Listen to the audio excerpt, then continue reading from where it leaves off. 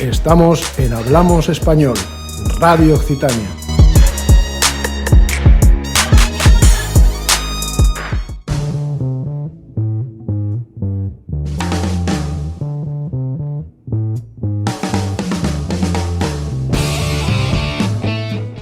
Hola, buenos días. Soy Silvia Bernabeu.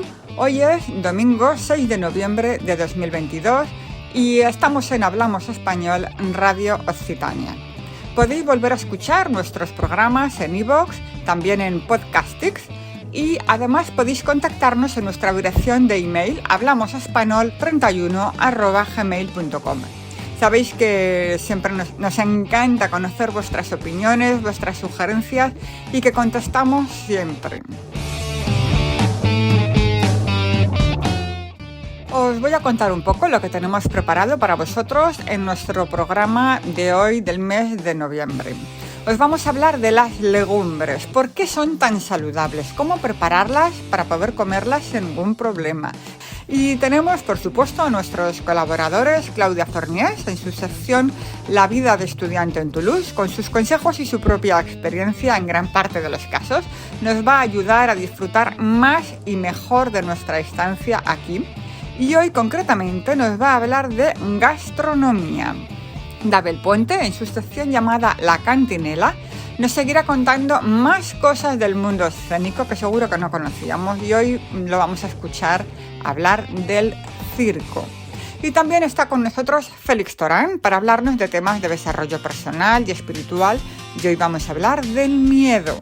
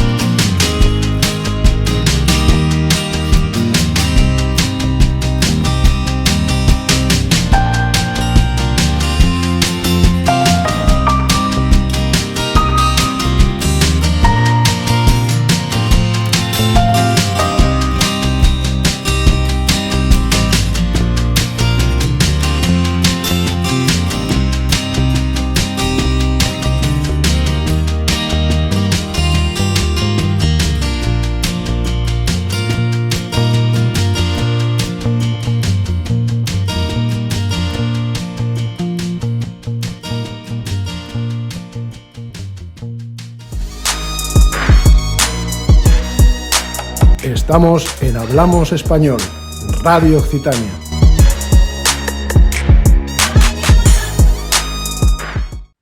Hoy vamos a hablar de las legumbres y empezamos con una curiosidad, que a don Benito Pérez Galdós lo llamaron con evidente maldad. Los de la generación del 98 lo llamaban don Benito el Garbancero. Y también otra anécdota que un político español conservador, don Manuel Fraga Iribarne, decía aquello de que la política andaba en todo, hasta en el precio de los garbanzos. Os voy a leer un breve poema que he leído en el blog de La Túnica de Neso y también en el periódico ABC sobre la relación entre apellidos romanos y algunas legumbres. Cícero es garbanzo. En Roma eran comunes los apellidos relacionados con algún vegetal, como los léntulos, era de las lentejas, los fabios, de habas, y en el caso de Cicerón, el apelativo parece referirse no a que su familia comerciase con garbanzos, una legumbre que además era muy poco preciada por los romanos, sino que era debido a un grano en la nariz de alguno de sus ancestros. Eso dice al menos Plutarco. Bueno, os voy a leer un poema de José García Velázquez y se llama Legumbres y apellidos. Fue publicado por Cristino Álvarez en el periódico ABC el 24 de agosto del 2014 y viene del libro Cicerón y los garbanzos. El poema se llama Legumbres y apellidos. Hay apellidos romanos que sorprendidos nos dejan al saber que se inspiraron entre legumbres diversas. ¿Sabes tú que era garbanzo Cícero en su lengua añeja, que los léntulos llamados se apellidaban lenteja o que en los llamados fabios las habas dejan su huella? ¿Qué razón tienen los sabios? El latín no es lengua muerta.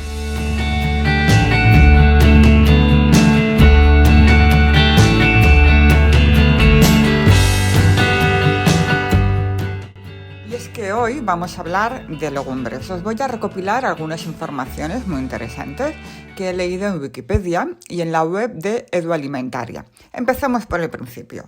¿Qué son las legumbres? Las legumbres representan una vasta familia de plantas, incluyendo más de 600 géneros y más de 13.000 especies. Las legumbres son leguminosas anuales que producen entre 1 o 12 granos o semillas de tamaño, forma y color variables dentro de una vaina. Según la Organización de las Naciones Unidas para la Alimentación y la Agricultura, la FAO, el término legumbres se limita a las plantas que se cultivan únicamente para obtener el grano o semilla seco. En esta denominación se excluyen los cultivos cosechados verdes para alimento, que se llaman verduras, así como los cultivos utilizados para la extracción de aceite y los cultivos leguminosos. El término legumbres también se utiliza para referirse a las semillas secas, comestibles, derivadas de estas plantas. ¿Y cuáles son las legumbres? Bueno, vamos a ver. Las legumbres son los garbanzos, las lentejas, el grupo de porotos, que son las judías, alubias, frijoles, habichuelas, las arvejas, que son los guisantes, los altramuces y las habas. ¿Cuál sería la composición de estas legumbres? Las legumbres han sido cultivadas durante siglos por una gran variedad de culturas. Se pueden considerar alimentos nutricionalmente recomendables teniendo en cuenta su composición en proteínas, hidratos de carbono, lípidos, fibra, minerales y vitaminas.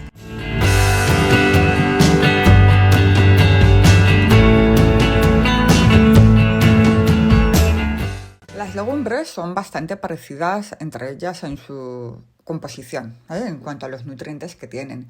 Solamente varían un poquito el cacahuete y la soja, ya que el contenido de lípidos puede ser un poco mayor de lo habitual. Estamos hablando de un 18% frente a un 4%, que es lo normal que tienen las legumbres. Vamos a ver por qué deberíamos incorporarlas a nuestra dieta habitual. Esto es porque son muy saludables y beneficiosas, pero vamos a ver por qué. En primer lugar, son una excelente fuente de fibra, tanto la fibra de tipo soluble como la insoluble. La fibra insoluble es la que previene el estreñimiento y disminuye el tiempo del tránsito intestinal al aumentar el volumen de las heces y ablandarlas. Y la fibra soluble disminuye la absorción de grasas y azúcares de los alimentos, lo que contribuye a regular los niveles de colesterol y de glucosa en sangre.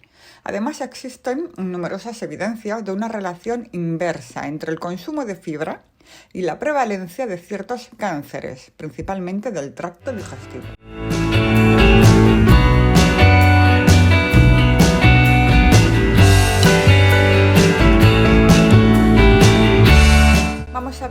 otra de las ventajas que tienen las legumbres y es que poseen un bajo índice glicémico. El índice glicémico es una medida de la rapidez con la que un alimento puede elevar su nivel de azúcar, de glucosa en sangre.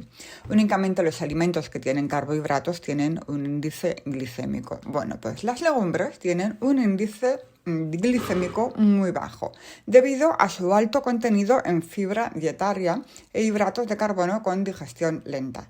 Los alimentos con bajo índice glicémico liberan glucosa más lentamente a la sangre y producen pequeñas fluctuaciones en los niveles de insulina. Estos alimentos se consideran saludables al disminuir el riesgo de enfermedad cardíaca y diabetes, y contribuir de esta manera a mantener un peso saludable, ya que tienden a producir mayor saciedad que los alimentos con un índice glicémico alto. También otra ventaja, son una buena fuente de vitaminas y minerales, como por ejemplo el calcio, el hierro, fósforo, potasio y magnesio, y también vitaminas del grupo B. Las legumbres destacan por ser una excelente fuente de ácido fólico, que pertenece al grupo de la vitamina del grupo B, pero entre sus virtudes reduce los niveles de homocisteína, que es la responsable de trombosis y muchas enfermedades cardiovasculares. Así que tenemos otra buena ventaja de consumir las legumbres. Pero no acaba aquí. Seguimos. Hay otra gran razón para consumirlas y es que son una buena fuente de proteínas vegetales. Poseen un contenido considerable de proteínas que al complementarse con los cereales mejora sustancialmente su calidad nutritiva. ¿Cómo? Pues esto lo podemos hacer con la suplementación proteica en la dieta, por ejemplo, combinando las legumbres con cereales. Esto constituye una práctica que incrementa la calidad nutritiva de la proteína de la dieta hasta valores similares al de las proteínas de origen animal. Otra combinación que mejora la calidad proteica es la legumbre combinada con frutos secos. Bueno, esto significa combinar legumbres con cereales. Es una buena opción para obtener de esta forma todos los aminoácidos que son necesarios para formar las proteínas completas. Por ejemplo, puedes preparar un plato de lentejas con arroz, o de garbanzos con cuscús, o incluso de guisantes con pasta. También podemos combinar los cereales o legumbres con alimentos de origen animal que cuenten con los aminoácidos esenciales que a las legumbres les faltan. Sería el caso, por ejemplo, de preparar arroz con leche o añadir un huevo o complementar con carne un plato de legumbres. Bueno, al sustituir las proteínas de la carne por las presentes de las legumbres u otros vegetales, se previenen de esta forma enfermedades cardiovasculares, diabetes, se reduce el riesgo de muerte prematura. Además, es una buena elección muy amigable con el medio ambiente. Luego os contaré por qué.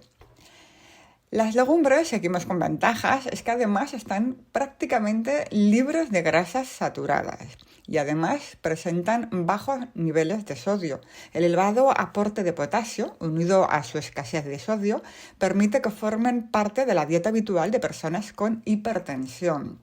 Tomamos nota. Otra ventaja, aportan una amplia variedad de fitoquímicos, entre ellos vamos a destacar las isoflavonas, que se encuentran principalmente en la soja y en los derivados. Muchos estudios epidemiológicos han asociado las isoflavonas con los diferentes beneficios: regulación en el flujo de hormonas femeninas, reducción de los sofocos de la menopausia y de la pérdida de minerales en los huesos. Así que seguimos sumando ventajas. Otra más, son ricas en compuestos antioxidantes. Las legumbres deben su notable capacidad antioxidante a los polifenoles que están presentes en su testa o en la cubierta. Una mayor ingesta de compuestos antioxidantes nos puede proteger contra enfermedades crónicas, así como enfermedades cardiovasculares, el cáncer también y la diabetes. Además, una ventaja es que no contienen gluten, así que son adecuadas también para las personas que tienen la enfermedad celíaca o personas que también tienen una cierta sensibilidad al gluten.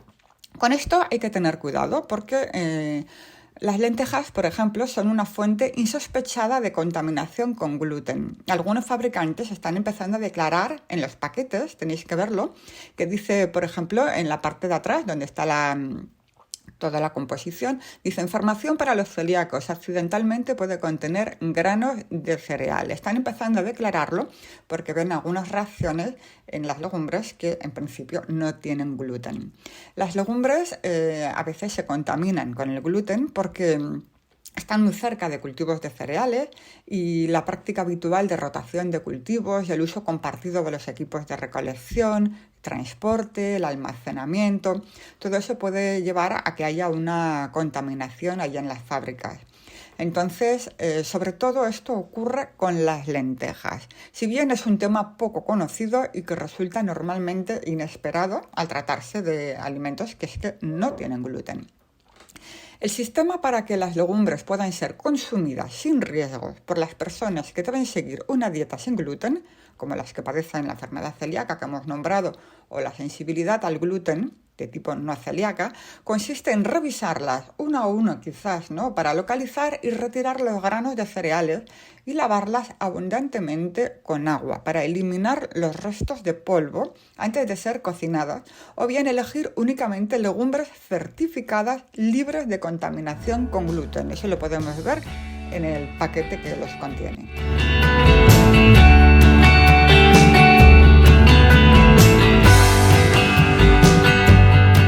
Bueno, por si fuera poco, os he comentado antes, también para el medio ambiente también tiene ventajas. Las legumbres pueden contribuir a la mitigación del cambio climático, reduciendo la dependencia de los fertilizantes sintéticos utilizados para aportar nitrógeno al suelo. Durante la fabricación y aplicación de estos fertilizantes se liberan gases de efecto invernadero y su uso excesivo puede ser perjudicial para el medio ambiente. Además, las legumbres fijan el nitrógeno atmosférico en el suelo de forma natural y en algunos casos liberan el fósforo, disminuyendo significativamente la necesidad de fertilizantes sintéticos.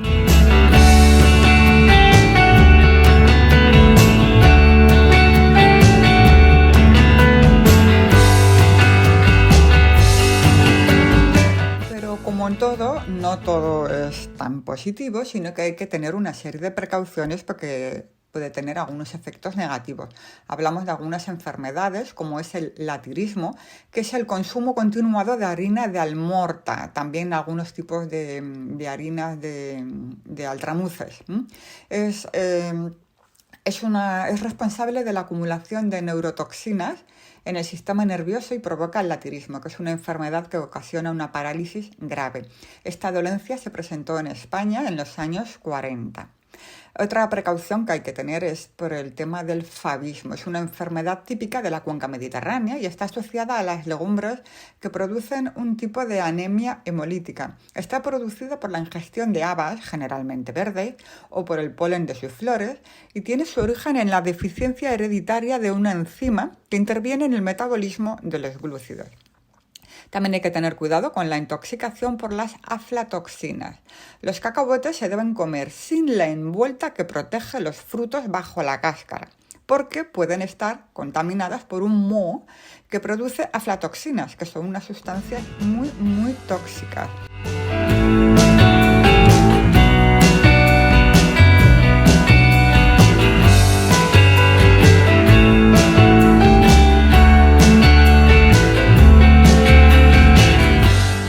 Vamos a ver la forma de preparar estas legumbres.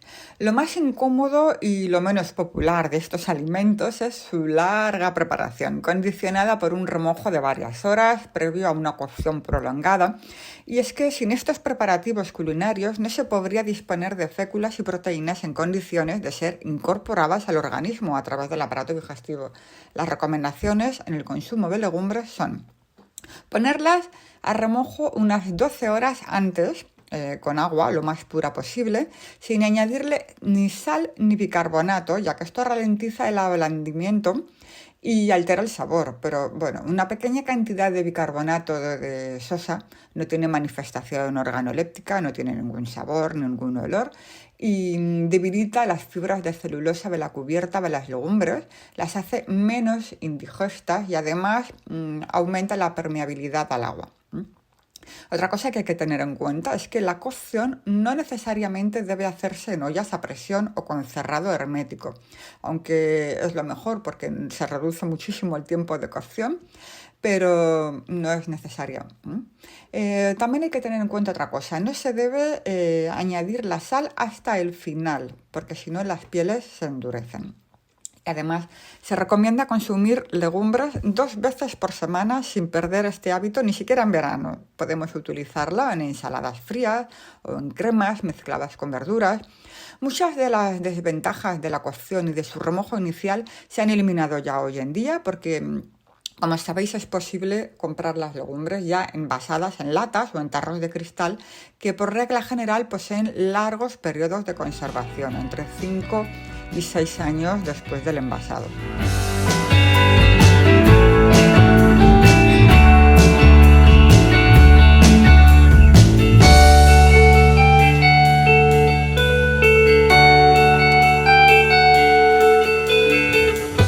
Las legumbres muchas veces están asociadas a las flatulencias. Muchas personas dicen, sí, están muy buenas, pero dan muchos gases. Bueno, la generación de gas en el aparato digestivo como consecuencia del consumo de legumbres se debe a las grandes cantidades de hidrato de carbono que contienen algunas de ellas, especialmente la soja, las habichuelas blancas también y las habichuelas que tienen forma de media luna, dado que las enzimas digestivas humanas no pueden transformarlos en azúcares asimilables. Entonces esos hidratos salen del intestino superior inalterados y entran de esta forma así, inalterados, en las zonas inferiores del intestino, donde las bacterias residentes realizan la función que deberían haber hecho esas enzimas, con la consecuencia, flatulenta y la fabricación de gases. Para algunas personas esto no supone un problema, pero para otras sí que supone un problema. Entonces, pues hay algunos consejos, por ejemplo, que si añades comino, hinojo o anís a los guisos que lleven las legumbres, pues se puede reducir bastante la flatulencia que producen estas legumbres.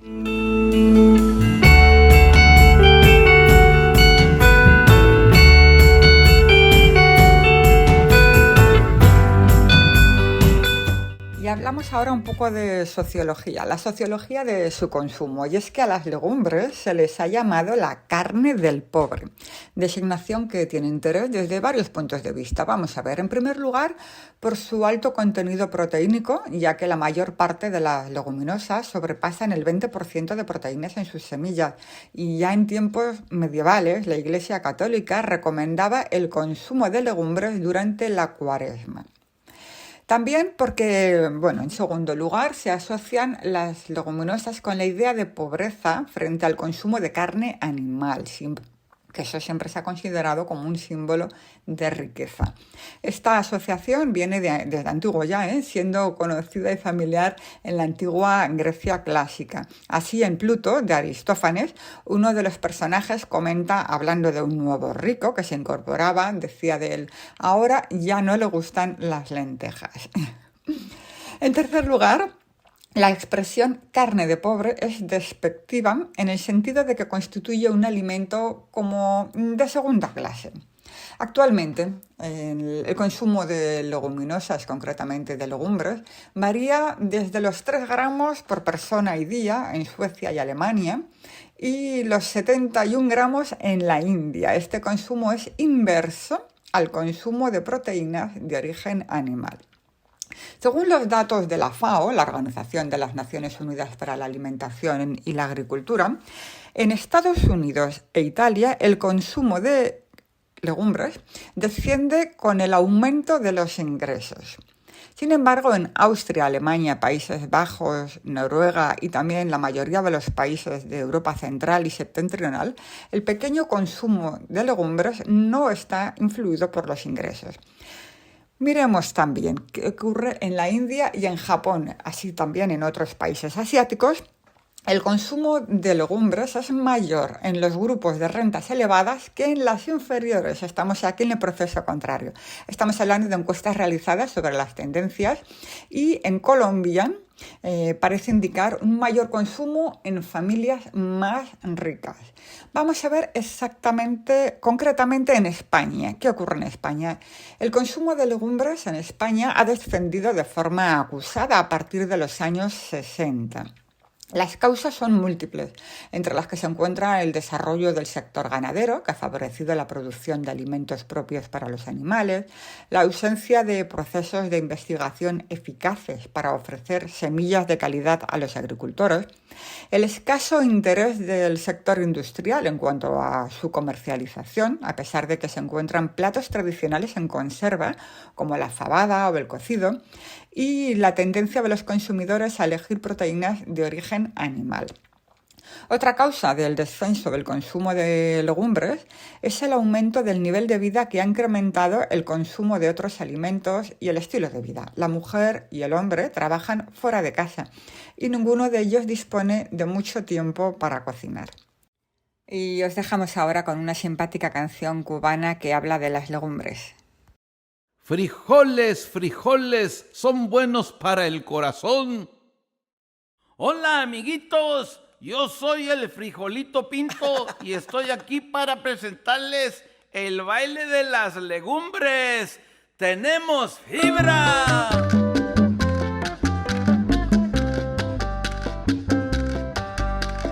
Este es el baile, este es el baile, este es el baile de las legumbres.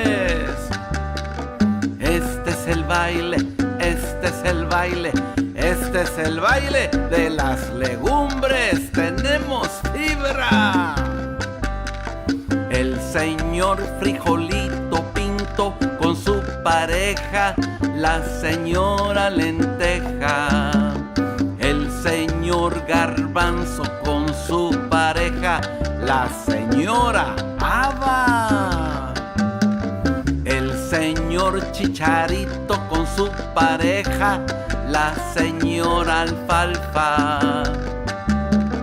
Este es el baile, este es el baile, este es el baile de las legumbres. Talón y punta con el pie derecho, talón y punta, talón y punta, talón y punta, cha, cha, cha. Talón y punta con el pie izquierdo, talón y punta, talón y punta, talón y punta, cha, cha, cha. 3 pasitos a la derecha, un pasito, 2 pasitos, 3 pasitos, cha, cha, cha. 3 pasitos a la izquierda, un pasito, 2 pasitos, 3 pasitos, cha, cha, cha. Vuelta entera a la derecha, vuelta entera, vuelta entera, vuelta entera, cha, cha, cha. Vuelta entera a la izquierda, vuelta entera, vuelta entera, vuelta entera, cha, cha, cha. 3 saltos al frente, un salto, 2 saltos, 3 saltos, cha, cha, cha. 3 saltos hacia atrás, un salto, 2 saltos, 3 saltos, cha, cha, cha. Este es el baile, este es el baile, este es el baile de las legumbres. Este es el baile, este es el baile, este es el baile de las legumbres. ¡Tenemos fibra! Estamos en Hablamos Español, Radio Occitania.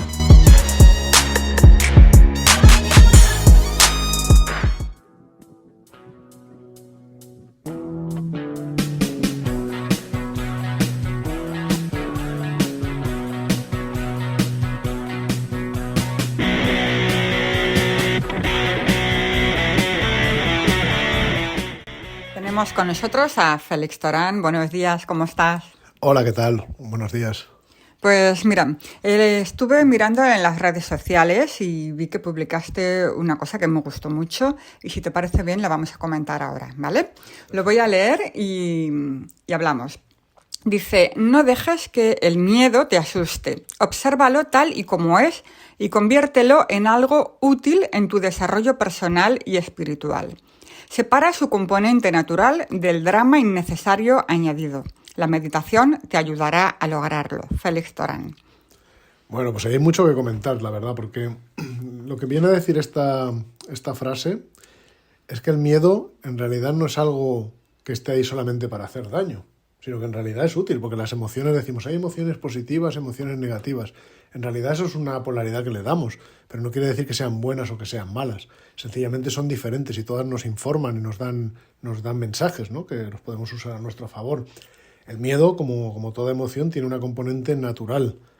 Por ejemplo, tú vas a cruzar la calle y viene un camión a toda velocidad y toca el claxon, el miedo se apodera de ti y entonces te pone en una situación de pelear o huir que te puede salvar la vida. O sea, que el miedo en realidad está ahí cumpliendo con un cometido. De la misma manera que el dolor, sí, el dolor puede ser muy negativo, ¿no?, porque molesta, pero esa sensación desagradable te puede avisar de que algo va mal. O puede evitar que tengas una cosa peor, ¿no? Si te estás quemando la mano y no tuvieras dolor, pues se te quemaría todo el cuerpo entero, ¿no?, vamos a decir. Así que la parte del miedo que es natural hay que saberla diferenciar. El problema que hay es que nosotros al miedo le añadimos una segunda componente, o sea, le añadimos un drama. Un drama que es innecesario, que es añadido, que no aporta nada.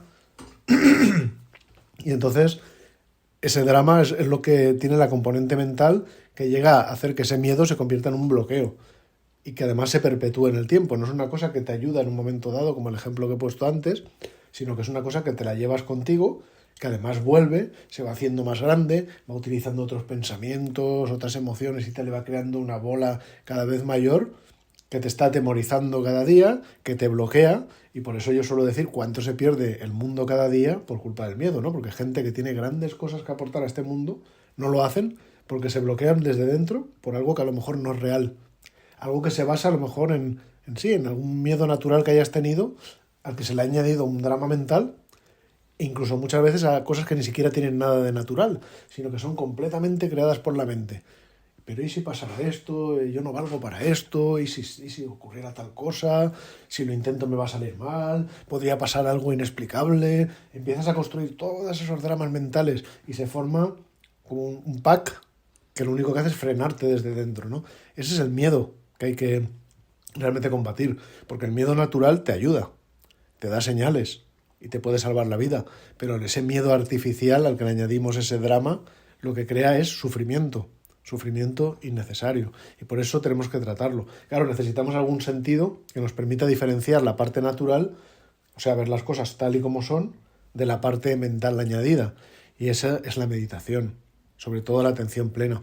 La atención plena te asegura, o te ayuda, mejor dicho, a diferenciar la parte natural, por ejemplo, de ese miedo y también de otras situaciones y emociones, y poder ver qué parte es el miedo, qué parte son los pensamientos, qué parte son emociones, qué parte son sensaciones y verlo todo con claridad. Entonces, con la ayuda de la meditación, nos dices que sería más fácil poder distinguir cuál es la parte del miedo que pertenece al drama que nos estamos montando, digamos, ¿no?, nosotros mismos, de la parte que en realidad no lo es, gracias a la meditación.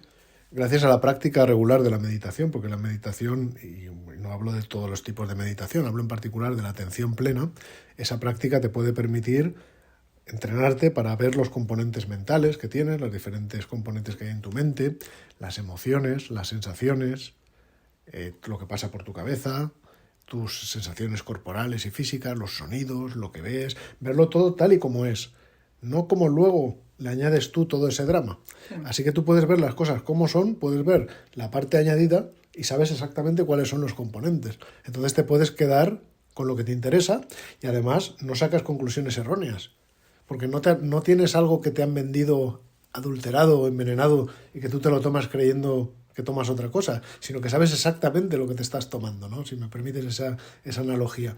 Y eso, el medio que te permite entrenarte para diferenciarlo es la atención plena. Es una práctica interior que que por supuesto requiere primero de la práctica de la concentración y requiere de un entrenamiento, pero conforme se va haciendo, pues entonces vas teniendo los medios interiores para hacer esa distinción. Lo puedes aplicar al miedo, lo puedes aplicar a 20.000 cosas más, pero aquí que nos atañe el miedo, pues está clarísimo que ahí tienes un ejemplo, ¿no?, de cómo separar la parte real de la parte añadida. Entonces, cuando tengamos miedo, debemos preguntarnos, ¿nos lo estamos montando nosotros o es real? Entonces podríamos hacer una meditación o iniciarnos en la meditación que no lo haya hecho todavía, y quizás en poco tiempo pues podamos ver las cosas con un poco más de claridad, ¿no? Desde luego, bueno, cuando alguna vez tenemos cualquier miedo que nos está frenando para hacer cosas, y sobre todo si hay alguna parte dentro que nos dice que son grandes cosas, no tengas ninguna duda de que una parte de drama, probablemente la más grande, está ahí. Y la meditación te va a ayudar a lograrlo. Te puedes hacer la pregunta, pero si meditas y si practicas, además lo pondrás en práctica. Bueno, muchas gracias, Félix. Para terminar, vamos a escuchar una canción de Rosana que se llama además Sin Miedo. Vale, gracias. Sin miedo sientes que la suerte está contigo, jugando con los duendes, abrigándote el camino, haciendo a cada paso lo mejor de lo vivido. Mejor vivir sin miedo, sin miedo. Lo malo se nos va volviendo bueno, las calles se confunden con el cielo y nos hacemos aves sobrevolando el suelo así sin miedo. Si quieres las estrellas vuelco el cielo, no hay sueños imposibles ni tan lejos.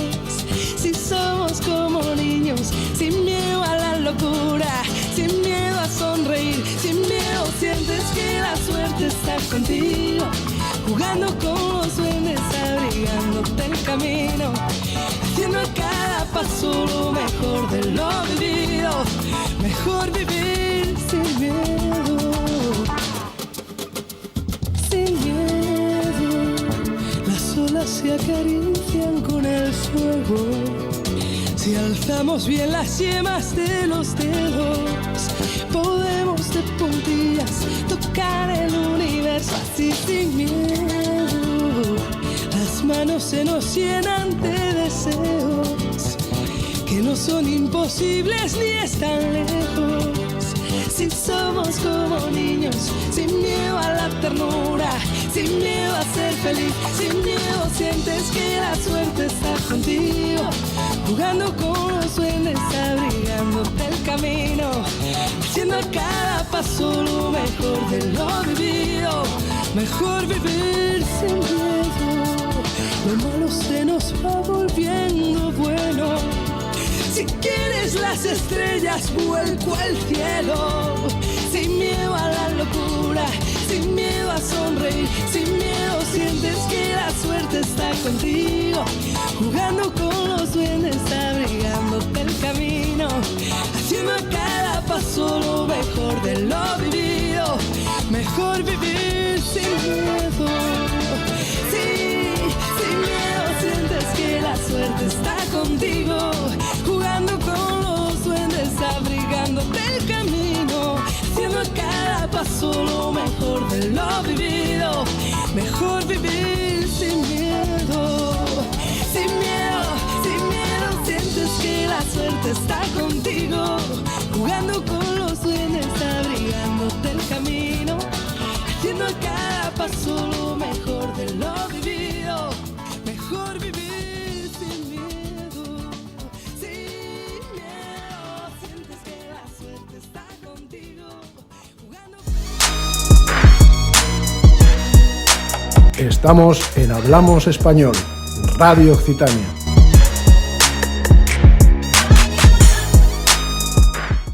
Y ahora seguimos con Dabel Puente Oces. Hola a todas, hola a todos, esto es La Cantinela Creación Cultural, yo soy Dabel Puente Oces y hoy continuamos nuestro periplo por la historia del circo. Paso a paso hemos llegado hasta el año 1968, un año famoso por las protestas civiles que movilizaron principalmente a la juventud en numerosos lugares del mundo. Para muchos historiadores, estas manifestaciones fueron demasiado pequeñas como para llamarlas revolución, pero demasiado grandes como para llamarlas simplemente protestas. Lo que está claro es que estamos ante un movimiento que provocó un cambio de mentalidad en la sociedad, impulsando cambios en todos sus sectores. Todo pasó a mirarse con una nueva óptica: la política, las relaciones, el amor, el trabajo, el arte y, por supuesto, también el circo. En marzo de 1968, Pierre Viançon publicó un artículo que, desde mi punto de vista, sirve para entender las protestas que sucedieron concretamente en Francia desde una perspectiva muy ajustada. Su artículo se tituló «Cuando Francia se aburre», «Quand la France s'ennuie», y en él argumenta que los jóvenes no estaban en las calles para luchar contra la injusticia social, ni contra la pobreza, ni contra la represión, sino contra el aburrimiento. Francia se aburría. Desde el final de la Segunda Guerra Mundial, Francia se había convertido poco a poco en un paraíso del confort y también de una vida previsible. La juventud quería poder elegir su destino, quería poder soñar, dice Viançon, y no tener que seguir los pasos marcados por la sociedad. La juventud quería lo imposible: la arena de playa bajo los adoquines y poder reinventar el mundo. Recordemos que no estamos hablando de pequeñas protestas, sino, en el caso de Francia, de auténticas batallas en el centro de París con tanta violencia que el mismísimo Charles de Gaulle tuvo que abandonar el Palacio del Elíseo en helicóptero por seguridad. Cuando un movimiento como este agita a la sociedad, las consecuencias suelen llegar por goteo.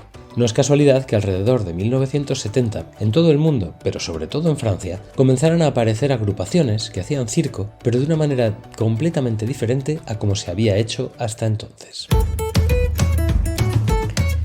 Y así es como en 1972, un campesino de Bretaña llamado Paul Rollo, un poco malabarista, un poco cuentacuentos y muy charlatán, empezó a viajar con un carromato tirado por sus caballos, actuando de pueblo en pueblo.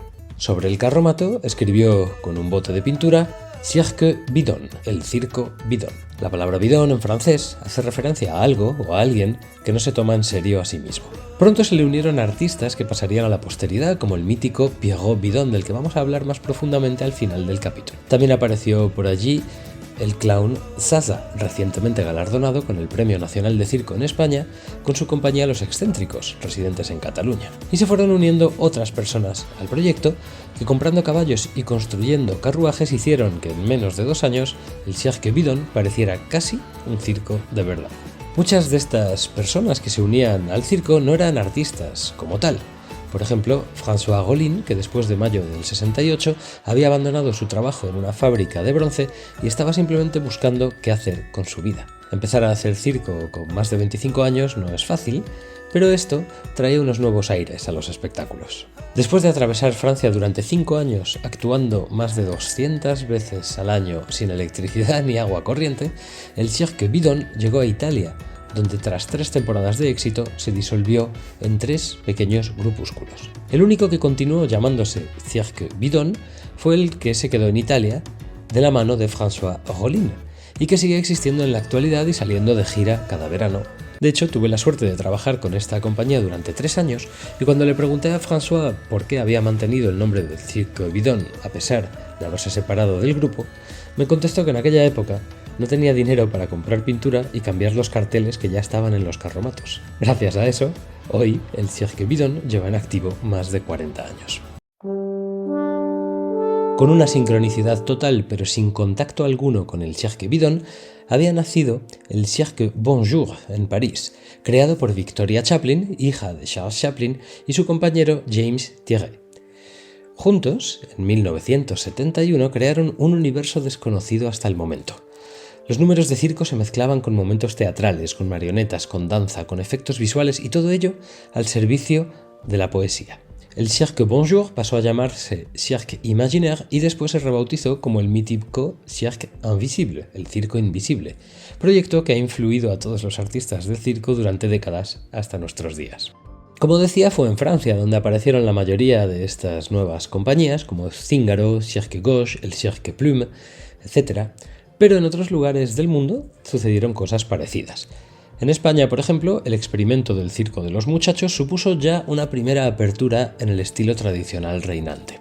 En Estados Unidos, el peculiarísimo Circus Liechtenstein de California realizó sus curiosas y teológicas giras por Estados Unidos durante 15 años, mezclando el circo con el teatro de texto. En Australia, por ejemplo, nació el Circus Oz, todavía en activo, como resultado de la fusión entre el Soapbox Circus y el New Circus. Esta nueva manera de hacer circo reflejaba el amor por la libertad del mayo del 68. Todo valía y no había barreras. Se rompieron los códigos reinantes de los grandes circos como el Pinder, Zabata, Knie, y apareció un nuevo estilo en el que la creatividad sustituía al descenso del nivel técnico. Porque sí, efectivamente, estos nuevos artistas que buscaban en el circo la creatividad, la poesía y una experiencia vital, no llevaban desde pequeños ensayando el salto mortal o los malabares con 7 pelotas, como sí pasaba en los circos tradicionales. Las compañías, nacidas de los humos del 68, se forjan con personas muy dispares, provenientes de muy diversos oficios, y aprendieron a hacer circo de manera autodidacta,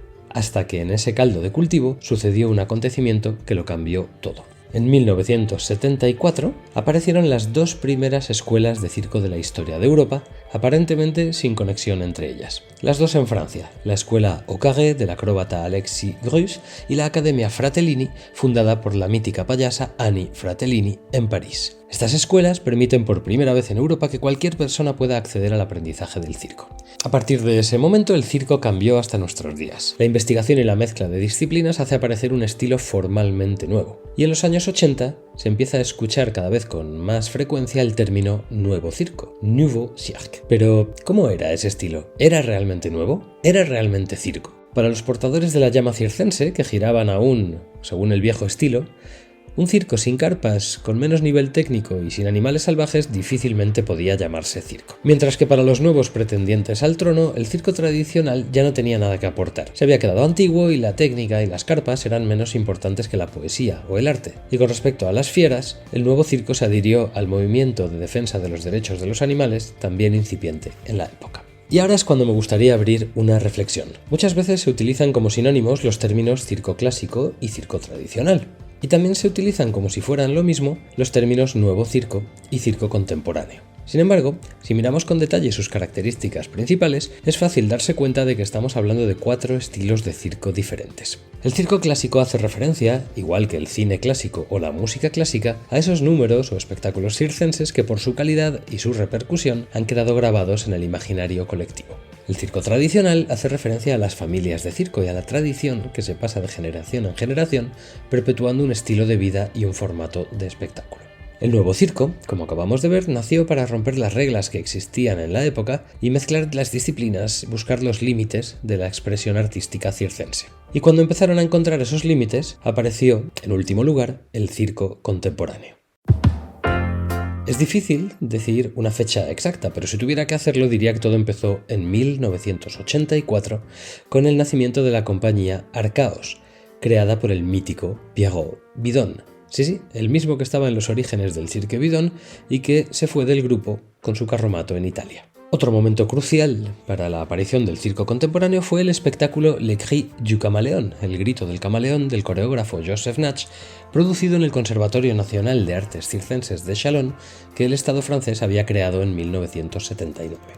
A partir de 1985, el nuevo circo convive con el circo contemporáneo como si fueran una especie de mellizos que no terminan de parecerse del todo.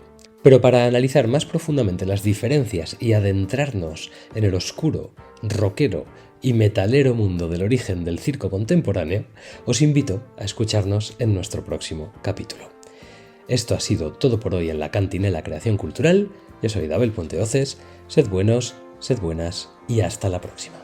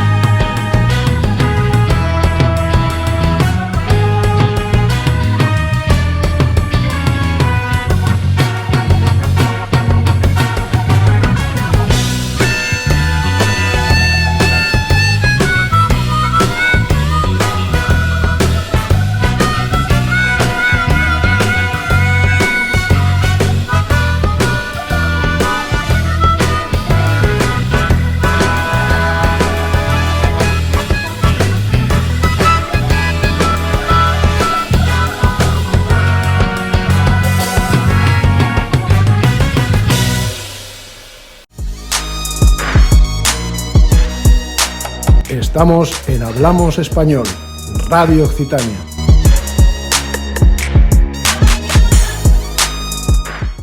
Seguimos con Claudia Forniés.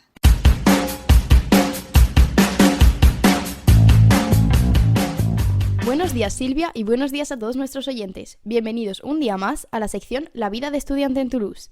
En el capítulo de hoy os voy a hablar un poco de la gastronomía tolosana y de los mejores planes de comida y restauración para estudiantes. ¡Vamos allá!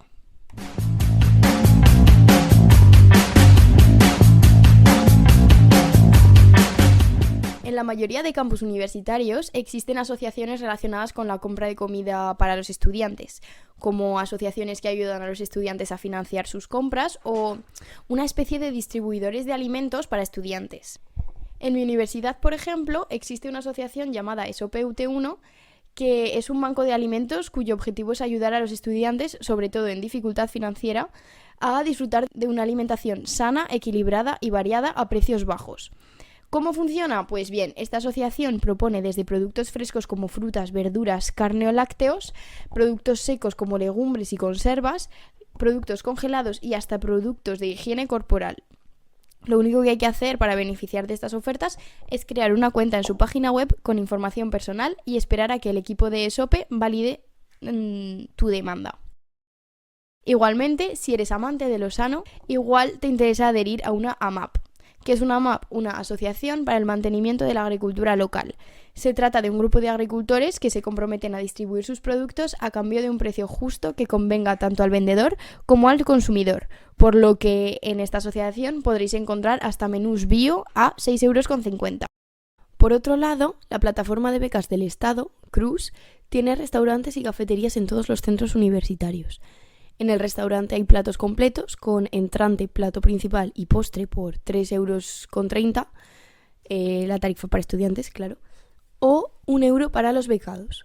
Y en la cafetería venden bocadillos calientes o fríos, ensaladas, quiche, pizzas o platos calientes, así como bebidas calientes y refrescos a precios muy asequibles. Estos comedores están abiertos a mediodía, pero también a la hora de la cena y se sitúan dentro del campus universitario, por lo que siempre quedan muy cerca de las salas y de los anfiteatros de la universidad. La verdad es que es una buena alternativa a la hora de comer porque así evitas cocinar si no tienes tiempo y comes a muy buen precio. Yo voy casi siempre a comer al restaurante universitario y la comida la verdad es que está muy buena. Intentan poner comida típica francesa y tolosana y además reparten buenas porciones para el precio que cuesta.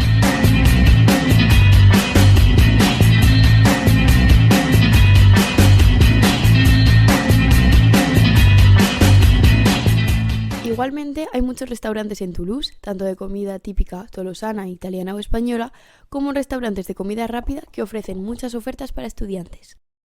En la mayoría de restaurantes que se encuentran a los alrededores de las universidades ofrecen menús a tarifas estudiantes o tarifas reducidas para que todos los alumnos vayan a comer en sus horas libres a estos locales.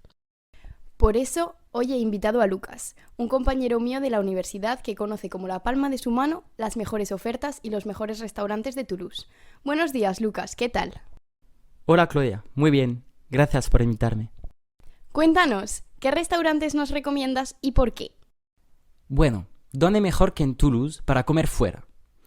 Además de ser la mejor ciudad estudiante por 5ª vez, Toulouse es también la única ciudad francesa donde hay por lo menos un bar y un restaurante en cada calle. Nadie va a pasar hambre en Toulouse. Como has dicho, en Toulouse encontramos todo tipo de restaurantes. Empezaré por los restaurantes de comida rápida que ofrecen muchas ofertas para los estudiantes. Evidentemente están todos los fast food conocidos como McDonald's, pero no es solo eso. Al perderse en las calles de Toulouse, seguramente encontraréis pequeños restaurantes que ofrecen platos franceses y locales, a menudo en forma de menú al mediodía y muy asequibles para los estudiantes. Pero también hay restaurantes de comida rápida dirigidos por lugareños tolosanos que ofrecen hamburguesas caseras. Pero como has dicho, Toulouse es una ciudad donde se encuentran todos los tipos de cocina. Cocina francesa, italiana, española, china, india, británica, mexicana, japonesa, africana y muchas otras. Y eso es genial. No importa lo que queramos comer, seguro que encontramos nuestra felicidad. El barrio más conocido de Toulouse para comer es por supuesto el barrio de Carme, donde las calles están llenas de restaurantes locales y extranjeros. De lunes a domingo, este barrio está lleno de estudiantes que vienen a comer con amigos al mediodía y por la noche también, antes de ir a tomar una copa. También es muy frecuente que los estudiantes pidan comida para llevar en estos restaurantes y luego vayan a comer a las orillas del Garona o a los parques de Toulouse. Pero no olvidemos las raíces españolas de Toulouse. En Toulouse, a la gente, y especialmente a los estudiantes, les encanta reunirse por la noche en lugares como la Plaza de Saint-Georges para pasar una noche con amigos comiendo tapas y tomando una copa. Muchos bares ofrecen tapas y eso a la gente de Toulouse les encanta. Y más o menos, eso es todo, Claudia. Ahora solo queda una cosa por hacer, venir a Toulouse a comer. Wow, muchas gracias Lucas por todas estas recomendaciones. Voy a aprovechar ahora, ya que estamos dando algunas buenas ideas para comer barato en Toulouse, para daros algunos tips y consejos que os ayuden a ahorrar a la hora de hacer la compra o de comer en esta ciudad estudiante. Primero quisiera hablaros de la aplicación móvil Too Good To Go. Cada día miles de alimentos frescos se desperdician en las tiendas por el simple hecho de que no se han vendido a tiempo. Esta aplicación permite a los usuarios comprar cestas sorpresa hechas con los productos no vendidos durante el día a precios muy bajos. Los precios suelen ir de 3 a 5 euros dependiendo de los comercios y para cada cesta la aplicación pide a los comerciantes proporcionar casi 12 euros de mercancía, lo que corresponde a una rebaja del 70%, que es bastante importante. También existe en Toulouse la tarjeta Mojo. Se trata de una tarjeta que cuesta solo 15 euros y que ofrece hasta 80 euros en restauración para jóvenes de hasta 26 años. Con ella puedes disfrutar de menús y platos completamente gratuitos en un amplio número de restaurantes. Simplemente hay que ir a los restaurantes asociados a la marca y presentar la tarjeta para que la canjeen, para luego poder disfrutar de un menú gratuito. Estas tarjetas se suelen vender en las universidades, pero también se pueden conseguir directamente por internet en la página web de Mojo.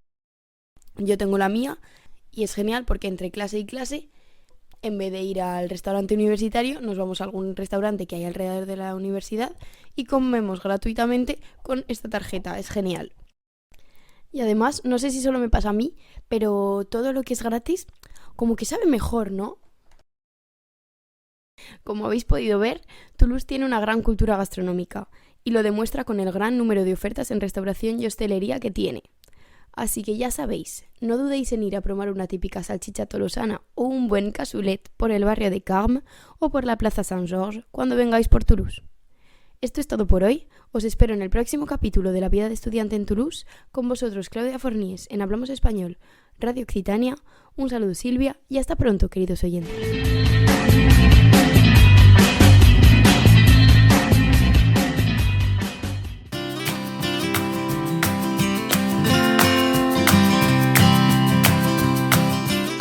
Muchas gracias a todos por estar con nosotros, como siempre, el primer domingo de cada mes. Muchas gracias a los colaboradores del programa, Claudia Fornies, Félix Torán y Dabel Puente. Nos despedimos hasta el primer domingo de diciembre, que estaremos aquí a las 11 en Radio Occitania y en diferido en Podcastic. Os deseamos un buen mes de noviembre y que lo disfrutéis.